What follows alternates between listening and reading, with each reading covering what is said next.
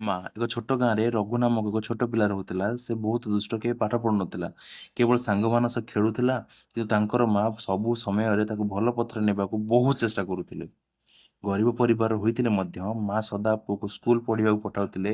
ସେ କେବେ ନିଜ ପାଇଁ ନୂଆ ଶାଢ଼ୀ କିଣୁନଥିଲେ, କିନ୍ତୁ ପୁଅ ପାଇଁ ପ୍ରତିବର୍ଷ ନୂଆ ସାର୍ଟ, ପ୍ୟାଣ୍ଟ, ୟୁନିଫର୍ମ ବ୍ୟବସ୍ଥା କରୁଥିଲେ।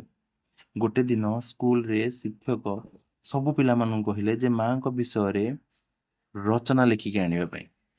ସେ ସବୁ ପିଲାମାନେ ବହୁତ କିଛି ଲେଖିଲେ। କିଏ ଲେଖିଲେ ମୋ ମା ଖାଇବା ବନାନ୍ତି, କିଏ ଲେଖିଲା ମୋ ମା ନୂଆ ଶାଢ଼ୀ ପିନ୍ଧନ୍ତି, କିନ୍ତୁ ରଘୁ ଛୋଟ କଥାଟେ ଲେଖିଲା, ମୋର ମା ହେଉଛି ମୋ ଭଗବାନ। ସେ ହସିଲେ ମୁଁ ଖୁସି, ସେ କାନ୍ଦିଲେ ମୋର ଦୁନିଆ ଅନ୍ଧାର। ଶିକ୍ଷକ ଏହା ପଢି ବହୁତ ଖୁସି ହୋଇଗଲେ। ସେହି ଦିନଠାରୁ ରଘୁ ବୁଝିଗଲା ଯେ ସବୁଠାରୁ ବଡ଼ ଧନ ହେଉଛି ମାର ଆଶୀର୍ବାଦ ଓ ସ୍ନେହ।